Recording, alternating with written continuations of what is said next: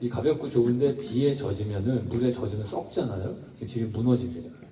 그래서 우리나라는 건축을 할 때 나무로 건물을 지으니까 어떻게 해서든지 물에 젖지 않게 하는 쪽으로 디자인이 발전을 해요.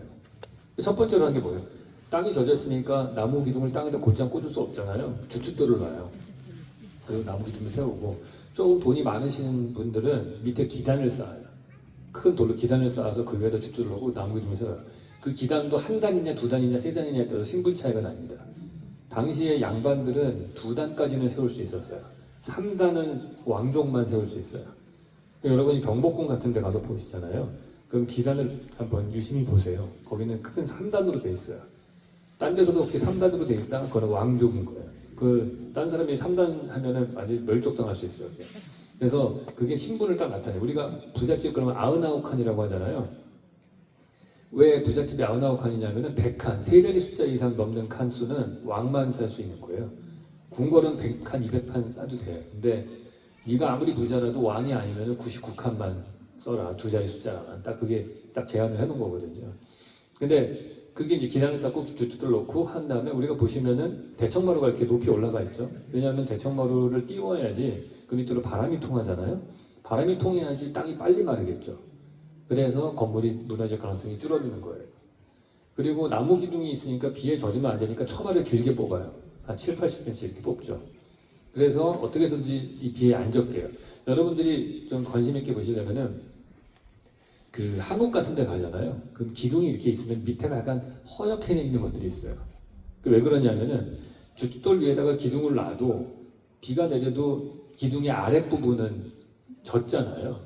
그래서 우리가 뭐 놀다가 기둥뿌리 썩는 줄 모른다 이런 농담이 있잖아요. 왜냐면 기둥을 썩을 때 항상 뿌리부터 썩거든요. 그러니까 기둥뿌리가 썩는 거는 왜 그러냐? 처마가 아무리 막아줘도 비를 밑에는 막기 때문에 그래요. 우리가 아무리 우산을 써도 발목은 젖고 막 그러잖아요. 신발하고 발은. 그거랑 똑같은 원리예요. 그러면은 그걸 썩는 걸 방지하기 위해서 어떻게 하느냐? 기둥을 그 주춧돌 위에다 얹을 때 그 밑에다 소금을 한 줌 넣어요. 그러면은 기둥을 넣으면은 그 아랫부분은 소금에 절여질 거 아닙니까? 그러면은 그게 좀 덜 썩는 거예요. 그래서 이게 소금기가 있기 때문에 거기가 약간 허옇게 보이는 거예요. 자, 그게 이제 우리 한옥의 비밀인 거예요. 그래서 처마가 길죠. 처마가 길게 나오니까 뭐가 좋습니까? 비가 건물의 인면에 비를 안 들이쳐요. 그러니까 창문을 종이를 쓸 수가 있는 거예요. 우리가 창호지로 우리는 창문을 만들잖아요. 유럽에 가시면 창호지 창문이 없어요. 동시대에 지어진 건물은 나무로 된 덕문으로 되어 있잖아요. 그래서 우리 지금도 가면은 유리창이 있지만은 유럽 집에 가서 보시면은 나무 덕문이 바깥에 이렇게 인면에 붙어 있는 것들이 있어요.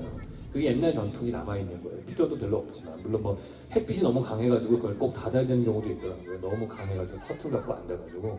근데 어쨌든 옛날에는 유리가 나오기 전에는 유럽 사람들은 나무로 된 유리창이 아니라 창문을 쓰고 있었던 거예요. 그러니까 이 사람들은 내내 문을 닫아놓고 있는 거예요. 그러니까 유럽의 건축하고서 이 동아시아의 건축의 차이점은 뭐냐면 유럽은 나무로 된 창문인데 또 창문도 크게 못 뚫어요. 왜냐면 창문을 크게 뚫으면 집이 무너지거든요. 벽으로 지탱되어 있는 건물이기 때문에. 여기 보시면 이 인면 보세요. 근대 건축물 창문이 세로로 길죠. 이 세로로 긴 이유가 가로로 길게 뚫으면 집이 무너져서 그래요. 그러니까 내가 옛날에 지어진 건물은 당시에 형광등 불빛이 없었잖아요. 형광등 불빛이 없는데 내가 큰 건물을 짓고 싶어요. 그럼 점점 건물을 크게 지으면 어떻게 돼요? 안에가 어둡죠. 안에까지 햇빛이 들어오게 하려면 어떻게 돼요? 천정고를 높여야 돼요. 천정고를 점점 높이고 창문을 세로로 길게 하는 거예요. 그러면은 햇빛이 낮에 저 중심부까지 쭉 깊게 들어가죠. 그래서 베르사유 궁전 같은 데 가서 보시면 창문이 얼마나 높습니까? 엄청 높고 길죠. 절대 가로로 긴 창문은 없어요. 가로로 긴 창문은 콘크리트라는 재료가 나온 다음부터 시작이 되는 겁니다. 물론 그 전에도 있었죠. 어디? 동양 건축이 있었죠. 왜냐면 나무 기둥으로 짓잖아요.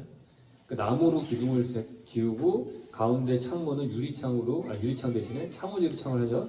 가벼워요. 창문을 다 열고 우리나라 한옥 같은 경우에는 얘를 심지어 이렇게 걸어서 처마 천장에 걸잖아요. 그 완전 뻥 뚫리죠. 그 안에서 밖이 잘 보인단 말이에요.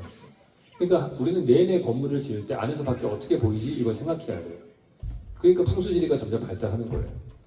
이게 비가 좀 많이 오고 배수가 안 돼도 집이 빨리 무너지고 집을 지으면 항상 바깥 풍경이 보이고 그러니까 주변의 환경하고의 어떻게 밀접하게 관계를 맺으면서 건물을 지어야 되느냐 그게 항상 있는 거예요. 그러니까 풍수지리가 점점 발달하는 거죠.